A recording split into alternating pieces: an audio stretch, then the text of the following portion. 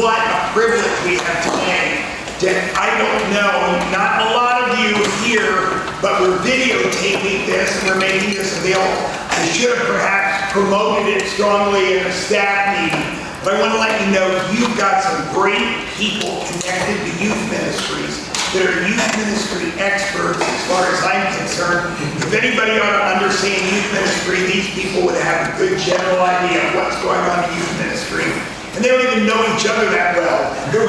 We put together questions and did a lot of things, but they're all connected to youth ministries. I'm going to ask them in a moment to come up one at a time, and then I'm going to ask them to introduce a little bit of themselves, and then we're going to throw this open for questions. I have a whole lot of questions. I will start out, and if you don't have questions, we're going to we'll fill in with our questions. But these are people who've been veterans in the sense of youth ministry. They don't claim to have all the answers. They're not coming into this because God is the one who gives us the answers for all of this. But what we do need to understand is we have a generation that we're wanting very much to reach for Jesus. And I'm just asking if you would join me in prayer as we have this time before us. Father in heaven, I want to say thank you that we're able to gather a group today that, God, they're all interested in how we can penetrate a youth ministry culture. God, we recognize it's not just every 20 years a generation changes. It's so much tighter than that. It's every 10 years. It's every 5 years. And it's every person. God, they're all unique. They're all different. And God, what can we do to really reach out to students today? God, we realize that we've got a great opportunity before us, but we also have some big challenges. So Father, we pray that you're going to allow our panel to really help to give some answers to things that will really be of help in youth ministry. God, go before us as we have this opportunity. In Jesus' name. I'm going to start out with TK. Why don't you come here first? TK, as you're coming up, why don't you tell a little bit about what your background is, and you can just talk right in the middle of the group and then have a seat. I'm just going to say, this is Timothy Tennant, and why don't you tell a little bit about your youth ministry experience, why you would have something to offer in youth ministry. Well, I'm 22 years of age. And that's still the elder statement.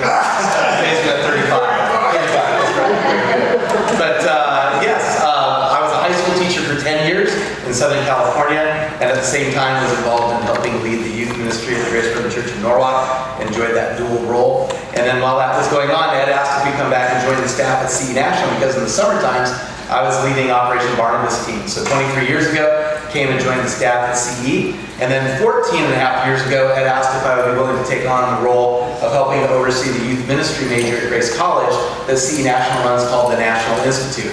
So I've had a really unique opportunity to work in the office, but still working with students. And then I volunteer also on youth staff at my local church as well, and directly involved with leading a group of high school guys. And there's a whole lot of stories we probably can't share on camera right now, but I'd be happy to share them. This morning. Zach, who's with us, he's from the Chicago area. And Steve, tell us a little bit about yourself. Let's see. Spent most of my ministry career, 10, 11 years in Christian education, doing Bible theology, apologetics type stuff from school in Detroit, school in LA. And then most recently, I was the executive director of youth ministries for Awana Clubs International. And they made some significant changes and has left me in a period of transition. But we are excited for what God's doing. And my commitment to teaching youth and ministering to youth and helping youth leaders is super strong, probably stronger than ever. So I'm excited. I have equally all kinds of stories. Are you working at all with any individual groups or churches all directly with you? I work a lot with the Evangelical Free Church, because that's where my home church is. Just 2 weeks ago I was at a challenge, which is their big to do. Which is very similar to this, actually, in a lot of ways. So yeah, that's been kind of the thrust of this kind of hanging out here. So this is good. Another youth ministry person. How about Rich Brown? Rich Brown is is here from a school in the South. That is. How y'all doing? Rich, why don't you tell a little bit about yourself? Actually, I was born upstate New York, so I don't say y'all except by choice. I just say y'all. That's my life change. Yeah, I actually both are faculty at Liberty University, and I was a student pastor for about 20 years. And that's all I've done as an adult is just work with students. I push back when anyone says I stay with you because I want to be a big kid. I tell my young students that now in the classroom, even as now a volunteer youth pastor myself in the church plant. I don't want that person. I want the person who's like, I'm an adult. I'm going to mentor students, but that's when I sit down, right? Hey, like I said, I've been doing student ministry for a number of years. Gosh, I feel it. But about 20 years student pastor, 15 years back, God just completely changed my life. Took me from the Seattle area, student pastor up there, and took me to where my wife and I both met at undergrad back in the early 80s. So the last 15 years, been teaching student ministry. Went through a lot of guilt with that, thinking I'm not in student ministry, but I work with college students.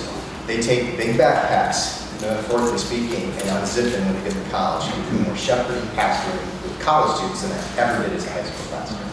But anyway, so that's where I'm at. Plus, like I said, new church plant, student director, free guy. I'm the free guy. Good for nothing. That is great. And we are also very privileged to look at what you have today. So I'm already looking at this. And then E.J. Swanson. E.J. comes from all over the place. He's a big church. So why don't you come and tell us a little bit about Thanks, that? Ed. Okay, that's great. Well, as Ed said, my name's E.J. Swanson. My privilege is I get to spend about 150 days a year traveling, speaking to teenagers all around the country. And then when I'm not there, I'm a next-gen pastor at a church in Detroit, 15 campuses, called Woodside Bible, as small as 70, all the way up to 7,500. So I have kids, students, young adults, and about 800 small group leaders that I get to interact with. And it's such a privilege. I was joking with Ed, I've been in 4 states and 5 cities. This is my last one, and I'm going home to see my bride and my 2 little ones. And as all these guys have shared, we all have great stories. And I think all of us would say our greatest privilege is coming alongside of not only students, but their parents and you guys. So thanks for having us. It's really a privilege. That's great. EJ, okay. EJ, Rich, Steve, TK. So we've got all these people that can share together. They said we're a small enough group and it's an ideal room, so we're not going to use a microphone, and that makes it a little easier. We don't have to pass it around. So all you have to do is be able to give some answers to this. I'll start us out. You can be actually having any questions that come to your mind will honor you. And so we're going to have this. But one of the things I'm going to start is, I'm just going to say this. What do you believe are top issues that should be concerning believers today about youth? Perhaps it's the differences of a different generation from what it used to be, from what do you see that are, which you say would be prime or top issues that should concern believers? Not saying that it's not positive, but should concern believers about how we can reach and disciple today's young. Does that make sense? Okay. Who wants to start us out? Anybody? Just feel free. I can jump in.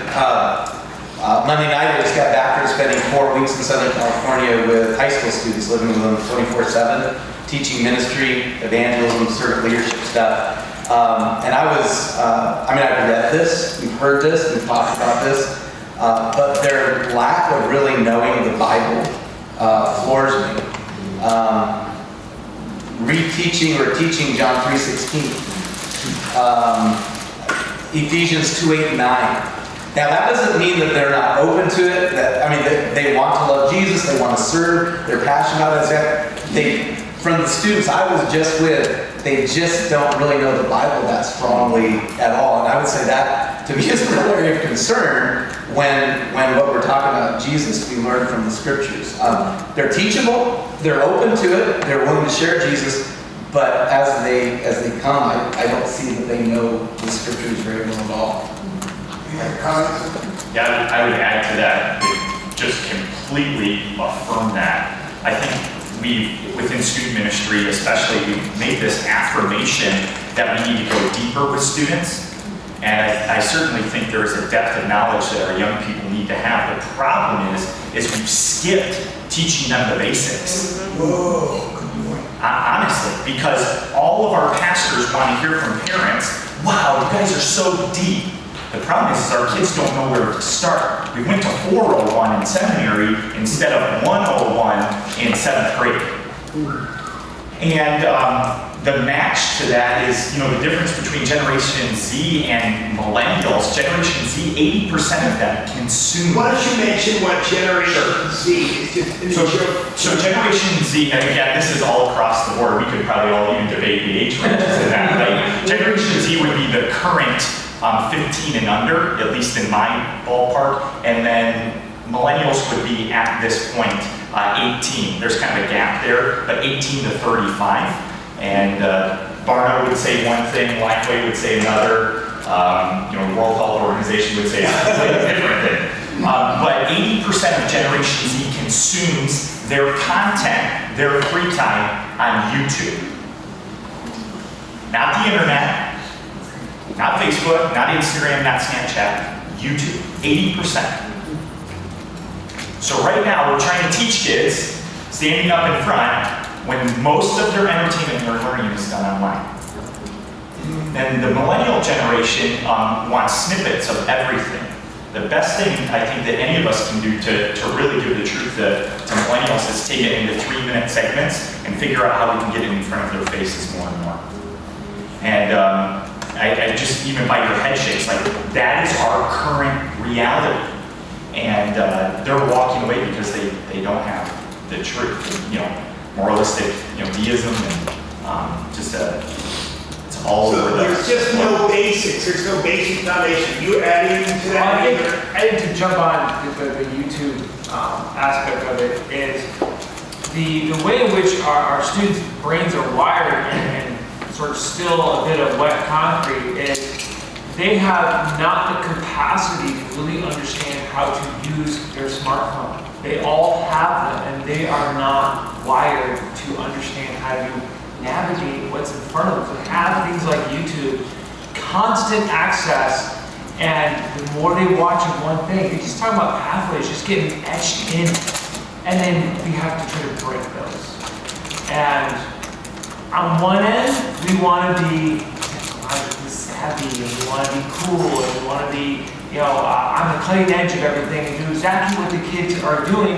and play video games with them, and play Fortnite with them, and they have the latest YouTube videos. But on the other end, you have the other side of the spectrum that is, well, I want our kids to walk into service and put their phones away. I mean, even as a teacher, we have that debate. Do you use your phone and use technology, or do you do away with it, right? And most of us would argue, well, you're not going to get away from it, so how do you use it? How do you prepare them for it? How do you help students navigate a world that the rest of us never had access to at that age?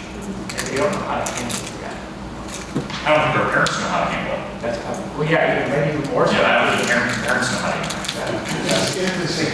Basics. So our concern is how do we get kids themselves to understand the word, to get the basics? Are there other things that we do relating to this? And what, by the way, what are the answers to this? How do we get that into their mind? How do we get students to love God and to learn some of the basic things that are going on? What do you, any of you have some ideas for that?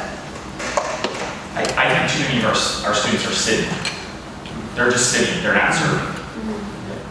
When kids sit, they get lonely. When they serve, they come alive. When they know the purpose for serving, they want to know what and why and who, and then within that they move. They actually just, any of us, the reason I'm sure Momentum has these opportunities to go out and serve is because couldn't we primarily agree that when we see kids serving in some way, shape, or form, we see them most alive in Christ? We see them enamored, we see them want to come back, we see them want to be more involved. And I think the younger they get, the easier it is to gander that attention initially, to let that kind of fulfill, than trying to recapture that at 22 with a mission trip.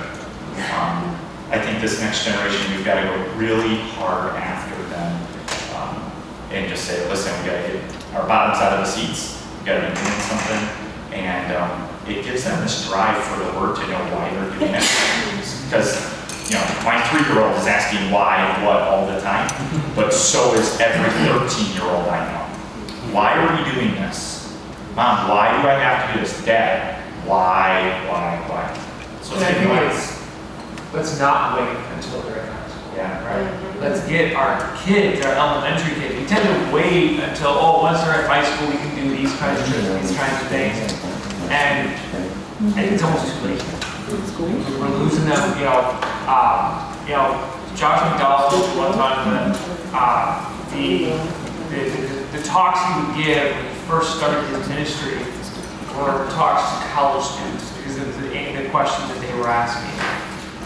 He now does those exact same talks, those exact same questions to middle school students. Questions that you may start adding to this. Rich, do you have any core material? Well, back to your initial question, the first thing that crossed my mind, we've all said, is there a hunger for God's word? Are we delivering it well? I'm old school. Let's go up to Jericho. But let's not just put it in the head. It's got to go against the heart. The scriptures, and we know that. I think at the end of the day is, if our students see that we absolutely love Jesus, love our spouses, love our church, they catch it. I really think, I just go back to, again, it's just very old school. It's not a new model. It's just Philippians 4:9. We saw me now do. But you have to come alongside. So forever, I think we've done a youth work kind of like that. Are we relational? Are we instructional? The Apostle Paul lays it out in 1 Thessalonians 2. As a mother, I nursed you. As a father, I instructed you. Sorry, I got my space right. So it's both. We nurture them relationally, but we must instruct them. And that happy, not either or, but yes and no. Questions that you may have for them. Am I getting you started, or are you just being overwhelmed? Okay. What do you ask questions of them? What are you dealing with? My point is, what are top issues that should concern? We said the main one, getting the basics, getting to understand the scriptures. Our kids need that. Are there other things that you would be concerned? One thing, I told Ed this the other day. Now that I'm no longer officially on full-time staff in the church, 15 years, but here's the window I do have. I see anywhere from 50 to 100 freshmen, 18-year-olds, coming into school. That gives me a window into the evangelical church and the evangelical home. Our school still is a more conservative school. So we still are drawing from predominantly conservative homes. We think there's a biblical framework. And even then, TK, there's not a solid, you start dropping, just a simple social issue, and you get this weird vibe. Don't go there, dude. You just kind of sense that. And then when you talk about what Scripture says, you get that whole, but that's your opinion. And this is a conservative place. So I wonder what's really out there. So again, I have the opportunity to have a window when they're coming into, these are ministries to youth. When they're coming to us from Christian homes and Christian backgrounds, and many from private schools, it's just, you'll wonder, something broke down with biblical worldview. But it's more than just, I think everyone would say, oh yeah, the Bible's our authority.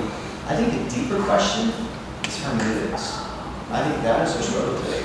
How do we look at Scripture and interpret it? Does culture dictate how we interpret Scripture, or does Scripture interpret Scripture? Wow, good point. Good. Any comments? You've seen some of the rest? Yes. So I'm involved a fair amount with non-religious, non-political organization, nonprofit, and I'm seeing more and more just in the world, not just in the Christian community, people can't agree that facts exist. They just can't agree that there is a truth. And I don't mean a biblical truth. I mean, here's a situation that happened. They don't believe it's facts. They believe everyone's opinion is different. And I think that's leading down to what you said of people are wondering, is there a fact? Not just is the Bible fact, but just is there a fact at all?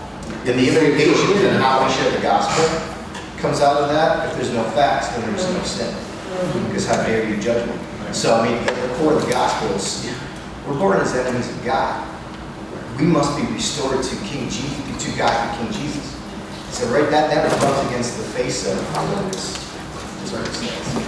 I think within that too, there's an interpretation and a practical thinking problem, especially even how we're teaching our kids in churches. When we are teaching them the basics, we're telling them instead of teaching them to interpret what it means and how they can then process that. We want them to own that, right? It's not just root memorization. It's a masterization of the thought. And when we can help students or kids to understand and master the thought of this is why this is what it is instead of here's what it is, which I'm guilty of at times, right? Amen. Like preach, right? That's what happens to a lot of us. Like, we got to get a lesson out. We've got to teach them even the basics, but we don't help them master the thought or the interpretation. We should be teaching middle schoolers hermeneutics. This is how you're going to sit down and Hermeneutics is a big term of how you interpret the scriptures. You understand? How do I? Sorry. That's a big term. Yeah, you started off with baby. All right, so you did. But I was going to say, but how do you interpret the scripture? How does that apply to our lives? And so. And then it's taking that and putting it in how we're interpreting youth culture and culture in general. Because I think a lot of us sort of just assume we walk into church, our kids are walking into church, we gotta get a lesson out, so we just assume we're all coming from the same spot, and we're just gonna assume that truth exists because we have the Bible, instead of backing up and saying, well, let's first lay a foundation for truth. And no, I had a student years ago, I had a student that I was just explaining the simple idea that exclusivity of Jesus. We just were talking through, I forget what exactly why I was talking about it. We were doing some kind of lesson, and she had this scowl on her face. I'm like, and then she was a great kid, came from a loving, very conservative family, that loved her parents, they raised her right. I'm like, what is your problem? So I kind of let it out. Does anybody have any questions, pushback, what's going on? And finally get her to raise her hand. She's like, how dare you be so unloving? And I had to back all the way out and walk it through. And it was because she was making an assumption about her world and wrestling with how do I love friends that are struggling with issues of identity, of sexuality, of all kinds of things that I hadn't even considered in that discussion. And she was trying to figure out how to love them like Jesus, and the way I was coming off to tell her to be unloved. And I hadn't even considered it. Dichotomy of grace and truth, but there's harmony. Or we think of 1 John as the love book, but for every time there's love, there's eventually truth, which I love that because there's John, going back to John chapter 1. Owning. So get this, back 20 years ago, student pastor in Seattle, nothing's flat, it's not Indiana, it's up or down. They stop labeling up in a bumper sticker. Jesus is the answer. It's not done. Underneath. So what's the question? And all I think of is touche, they got us. So my mind starts working, so I drop this on the students a lot. How's this sound? Before you give someone, we give a lot of answers, right? Before you give someone the answer, they have to own the question. Mm-hmm. And that's where the personalization comes in. We can give the facts of Scripture, but until they own it. So we can talk about the justice and wrath of God, and we need to. But that's harsh to them. But camps, whatever, when doing talks and I try to dial into, hey, think worst case scenario, something horrific happened to your family, and the judge looks the other way, or law enforcement looks the other way. How do you, I hate the word feel on this case, but here we go. How do you feel about that? Now their emotions are engaged. I go, so if law enforcement / the legal system doesn't come through, how do you feel? Now can you try to understand how God would feel? So I'm just trying to help them own it. Because once they own the question, now they want the answer. Set apart Christ as Lord in your hearts. Be able to give defense of what you have, do it gentleness and respect. But when you set apart Christ as Lord, when you live it, Now they got questions. Hey, dude, why did you do this? Why don't you do that? You know- Now they own it. Now they have the Yeah, answer. it's interesting because what you're seeing, and I think we've probably all be familiar with this a little bit. When you talk about the differences between the millennial generation and Generation Z, we were talking about that the other day. It is, somebody want to make comment between the differences between Acts 2 and Acts 17? You want to deal with this? I'll mention this. Acts 2, when there were 3,000 people who accepted the Lord, and they immediately came back and they met door to door, house to house, they did the various things. That was in a culture that had a religious background. You understand? Now we're not living in the same day. We said perhaps this is what's been in the Generation Z book. This is a whole generation that we have to take an approach, which is Acts 17, which is where Paul is in Athens. Yeah, Paul is in Athens, and he sees all the idols that are in their area, and he talks about the unknown God. And so you have to come back to the point of, do you believe in a God? Is there a higher power? Is there an authority? That's where you have to start your teaching. And so what are you doing? Anything related to that? I know, Steve, I know you were involved with the Awana program, and you said that you were using Sean McDowell. By the way, Sean McDowell was here last year. Youth Conference coming back again, doing something, but you were using the whole thing of apologetics.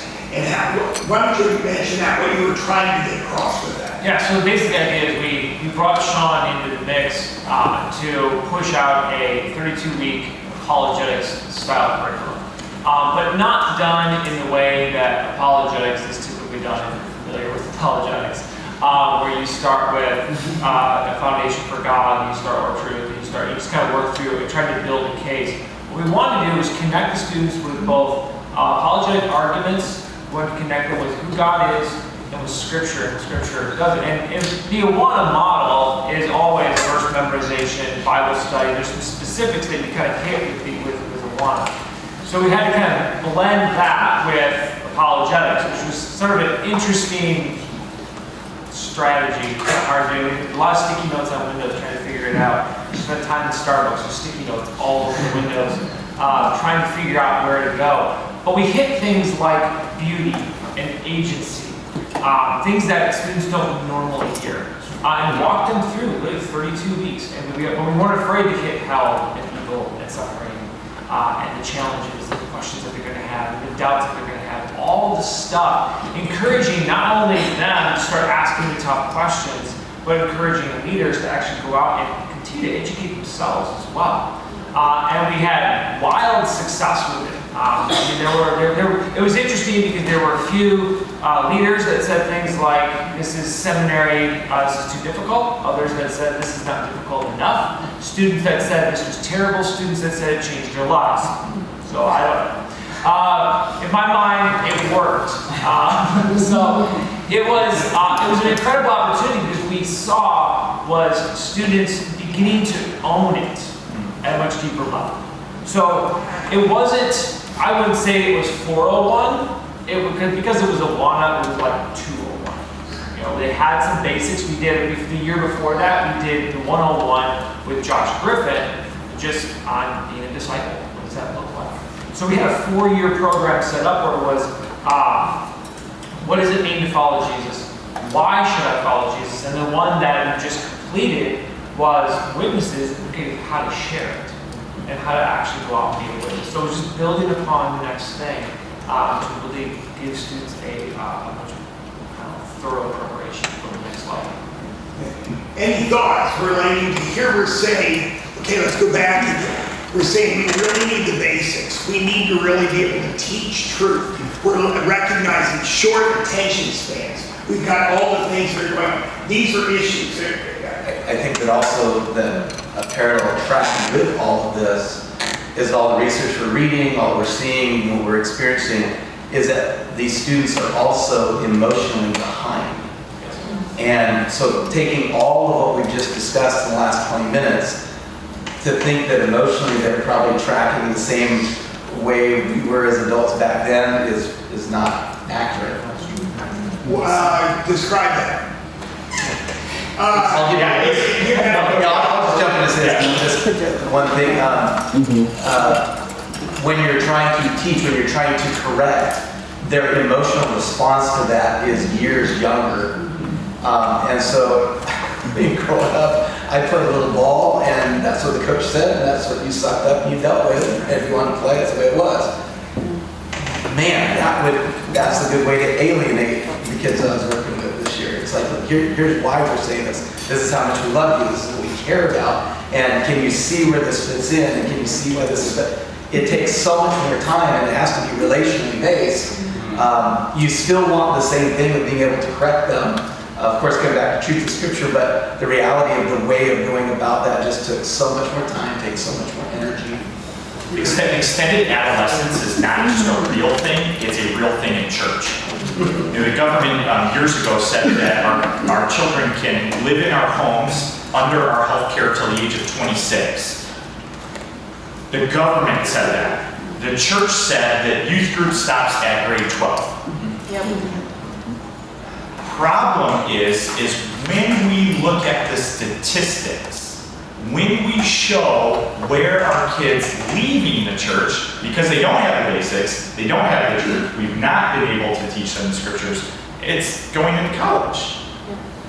And part of that is because, as TK was saying, their development is so far behind. Their physical development has radically changed, right? I have a friend that's a pastor, and his 9-year-old daughter is in a training room. That was out of question when I was growing up. Their physical appearance is changing drastically, and so is their mental appearance, or their mental cognitive state. So what's happened is, we've said kind of at 18, hey, you're done. If you go to a Bible college, great. If you do a gap year, great. The problem is we've stopped teaching them, and we've stopped even kind of feeding into their parents coddling them. I'm probably guilty of that right now with my kids. Like, I'm probably a puppy parent. And what that's led us to is throwing our kids after we've hovered them into a world and not leading them back in. So we've got to take that time and say, how do we transition them? How do we teach them in those in-betweens? I think we're going to see a huge rise of Bible colleges and gap years for that 18-year-old. People are going to come out with programs that are going to say, all the truth that you've learned week over week at youth group and in your Sunday morning church, now what we're going to do is we're going to take that and we're going to intensify it 5 days a week from 9 to 5. Instead of you having a job or getting your college, let's make this practical. Let's understand this. Let's put it into practice. And we're going to see a rise of that, no question, in my mind. Because we're not getting, and what can we say to the youth workers that are out there that are saying, I hear you, I hear what's going on, this is a challenge, what are we going to do about it? What can we do now? And you say the curriculum, there's material, you can live it, you can be an example, but what do you want to do? How are we going to change that?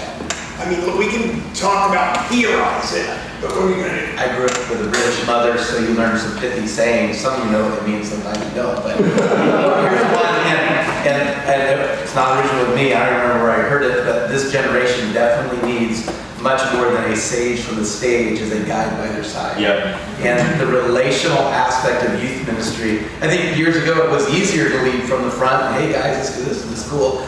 But so much more equipping small group leaders, depending on our role, the size of our church, our ministry, whether full-time. I think those things are absolutely the critical part of it. And we've always known that youth ministry is relational. We've always known that. But the reality is it's now in hyperspeed that we're even going to connect in that way. I think it has to be at a relational base. And that doesn't sound very profound, but just try doing it just from an attraction model as far as from... Doesn't work. And I don't think it does. I think there's got to be a strategy that globally the church comes up with, how we're going to reach this. It's going to come from a bunch of different, angles, right? But there's got to be there's got to be a roadmap that we all get, like that from grace and liberty and, local church we've all got to look at. You ever thought about how much impact a 2-pound orange cone has on your day when you go into the parking lot? If all the cones are all going in the right direction, it's very easy to navigate. If all the cones are going in a different direction, or there's one cone out of place, how much that screws up our life. Like, and sometimes that's just around something like momentum. When we're like at momentum, we're saying, this is where we're going. All our churches across this region, across different denominations, this is where we're going to guide kids, and from Liberty and from Grace and from the local church, we're going to just be guiding kids through different things. That's going to be the change, I think, Ed, that when we're able to take some of those common things, whether that be in our town, like, hey, in the town of Wichita, we're all doing this with teenagers. We're all teaching them this. These are the basic principles, but our town, our teams are going to know this. We're going to go after this. We're going to see this. And some of the commonalities are actually common. That's where we'll, I think, see some of the traction. Because we debate over a whole bunch of stuff. All of us have different views on things. But we've got to have some aspect of a roadmap right now that comes together. I think it's also possible that it's likely the way we do student ministry could very well change. And I've had lots of questions lately of, I can't get kids to come to youth group. Well, then one guy asked me, he couldn't figure out what to do. I'm like, I'll go to them, find a way to get to them. Youth group could look differently. And I also think we need to not make sure we're not siloing our youth ministries. We're a church. If we're taking kids out the back door of our youth ministry, saying, okay, you're done, there you go. Well, what did we do in elementary school to get them to that point? And all our ministries talking together. We're having conversations across the board of what does this look like as a holistic ministry for one generation, because it is all one generation now. That is good. I know a question that I have been struggling with. We live actually in a very small community, and we have just experienced, and I'm sure maybe all of you guys have in your youth groups as well, but the different sexual lifestyles. I mean, it's a big issue. It's a big hot topic everywhere, in every denomination, every place. And I actually had this past week a young lady that I've known all my life. She just came out, and she gave me a call and said, hey, I think I'd like to come to youth group, and could I come to your youth group? And I'm really struggling with how you love and not discourage, but teach and guide. And I mean, I just know it's a big hot topic. I mean, where are you guys all at with that? I'm sure you struggled with that yourself. I would just like a roadmap to say, boom, 1, 2, 3. This is what we need to do. That's what I'm always going to do, a roadmap. And I think what I was going to add to that too is the problem that I think you guys were saying is you have to start with the basics. And a lot of the basics are they don't believe in absolute truth. There is no absolute truth. There is, well, everybody wants to do what they want to do. They're going to make themselves feel better. They're going to do this, they're going to do this, and there's no absolute truth in the Bible. There is absolute truth, but if you have no basis with them as an absolute truth, you have to reach them. How do you reach them? How do you reach them when there's no basis of that absolute truth in their life? And I know So it that, kinda goes- well, and I know that this young lady has been, I hate to say it, Bible thumped with the absolute truth already. So she has been pretty much ostracized from another youth group in the area.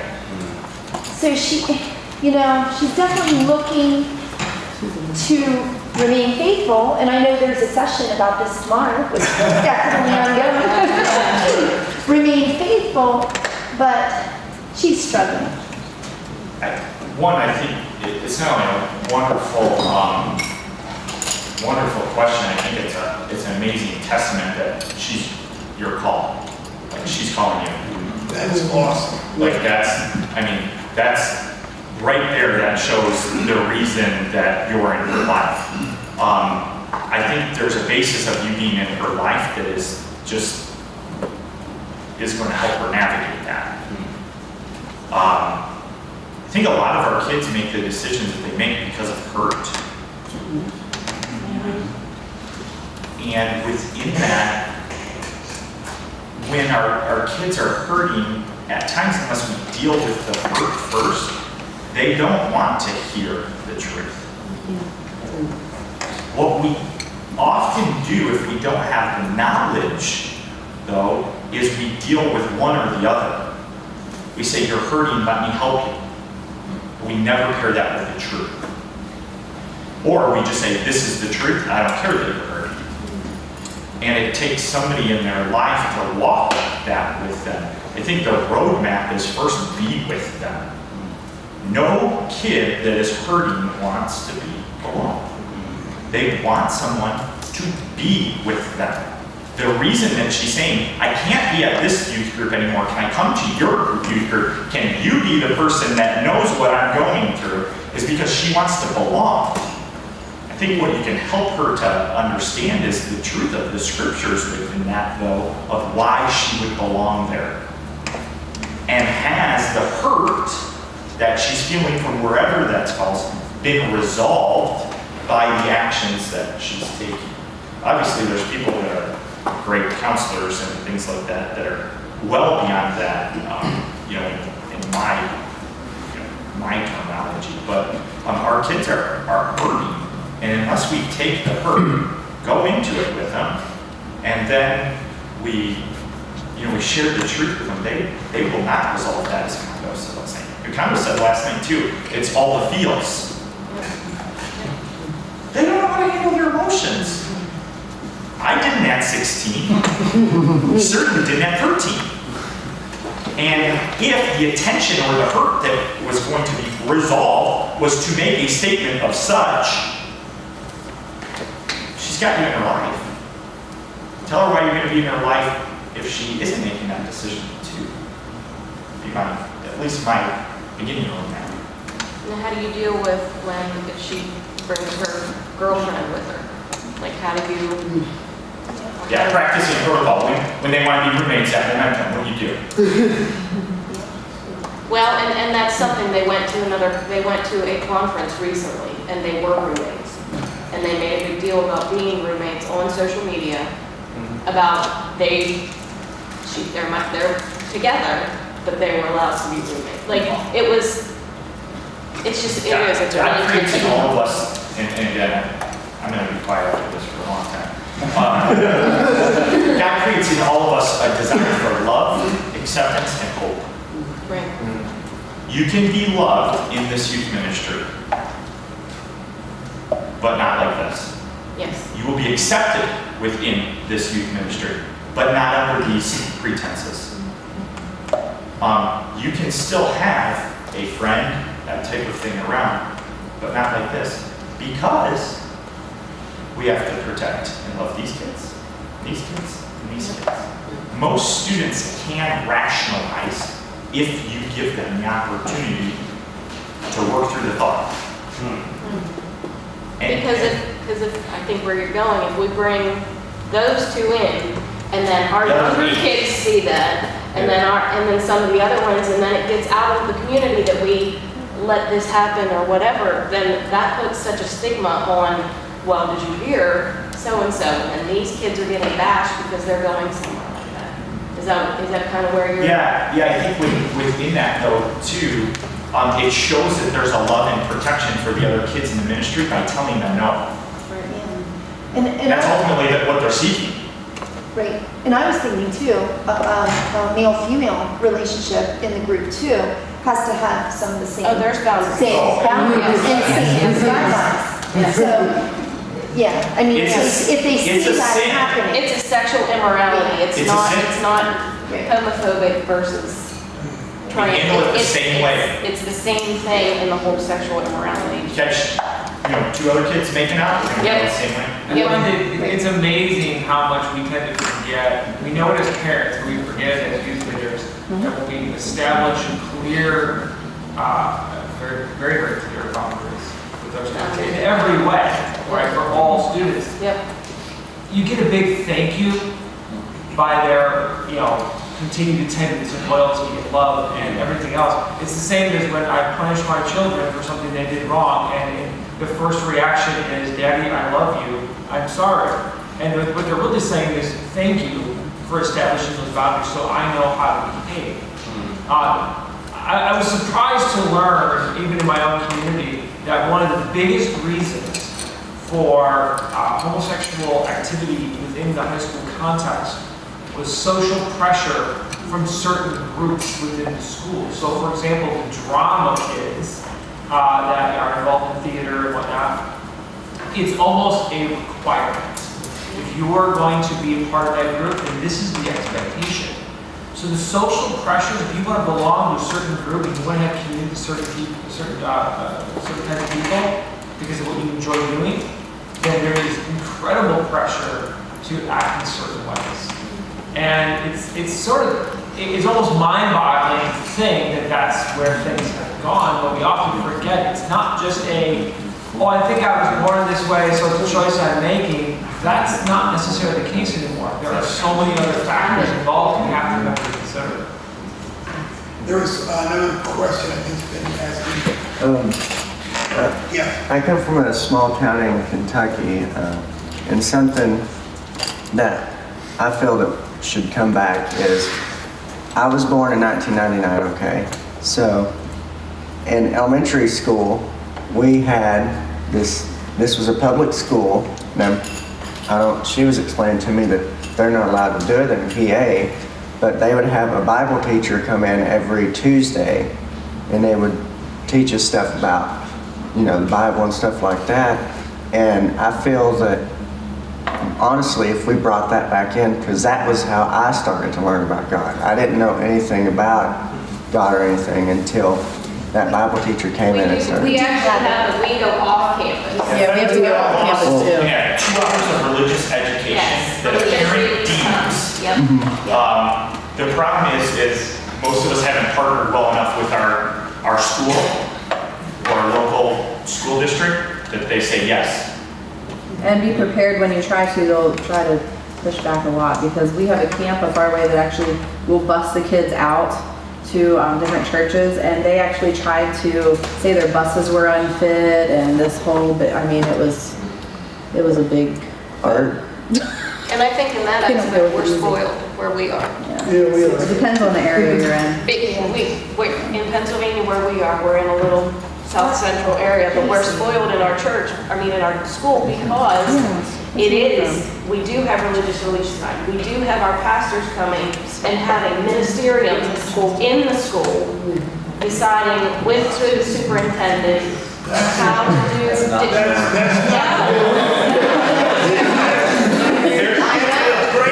There was somebody there though that created that partnership. And it is something between the superintendent and the principals and the ministerium, that they work together. They work together with, like my daughter just graduated. My husband, because it was our daughter, did the baccalaureate service because he's on the ministerium. So they're all working together, which is something that we don't see. And he says all the time, we are very blessed to be in that community of you. I'll tell you what. We come across adversarial, we demand this, we demand that. One of the classes I teach is called Strategies and Student Outreach. And it's called Campus Ministries. Kind of rebranded it since you've had a class. And my whole thing is, in the 90s we used the phrase capturing or reaching your town, your city, which really sounds jihadish, if you will. In our culture today, it does. In our culture today, if you say, I'm going to reach my town for Jesus, or capture my town for Christ, Jerry said that back in the 70s, you just don't go down that road anymore. How's this? I rebranded it, serving. Now, the heart is to see disciples made. But the local church I serve in now, we meet in a public middle school. The relationship from our pastors is profound. And this guy is going to get the reward because they've already told the school board. And Lynchburg is not pro-Christian, you got to understand. Right. There's Liberty and there's Lynchburg. And there's the bumper sticker that say, take our city back. Okay? So if there's an adversary.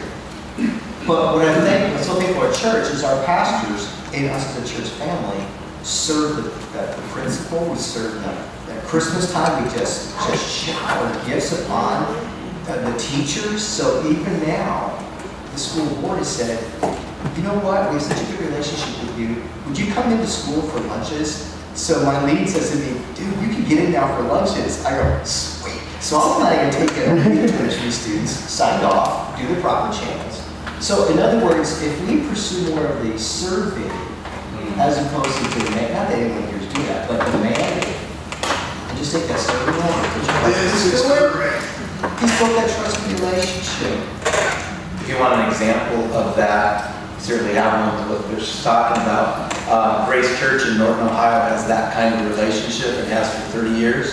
We hold actually one of our youth ministry modules there because we then get to view that and see that. And actually the principal of Norton High School comes in and speaks to our youth ministry majors about that exact idea and about how they will do anything for this church because that relationship isn't built.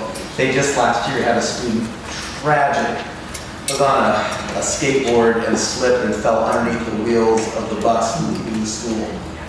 Hundreds of kids saw that, and who do they call? They call Grace Church because of that relationship, because they've served and it's a platform for ministry rather than demanding. Our time is up. Let me do this. I'm just going to ask if, I know you need to run on to other things that are going on for today, but I'm just asking if you can kind of hang around here and share something that's going on just for a few minutes, because there's still others that are still, now it's starting to come along. And so you guys are really doing great and have other questions. So let me have why don't we all stand for closing prayer?